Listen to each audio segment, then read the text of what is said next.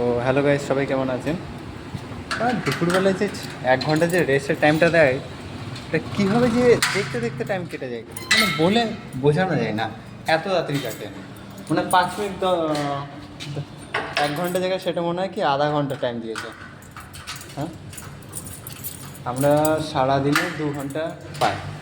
এক কাজে যাওয়ার পর 2 ঘন্টা পর আধ ঘন্টা পাই।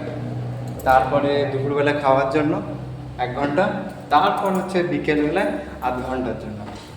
কিন্তু এই ভিতরে যে 1 ঘন্টাটা পাই আমরা, মানে প্রচুর তাড়াতাড়ি কেটে যায়, প্রচুর বলে বোঝানো যাবে না। তো তো দেখতে পাচ্ছ গাইজ, রুমে ঢুকে গেছি। আজকে তো যাই রোজা আছে বলে খাবো না, কিন্তু তরকারি তো গরম করতে হবে। সো দেখা যাক কী আছে তরকারি। ওয়েট,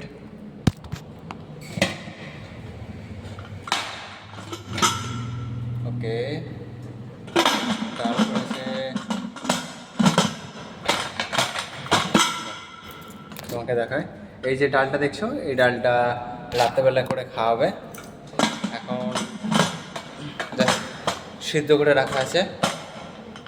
আর তারপরে এটা কি, একটা ভাত।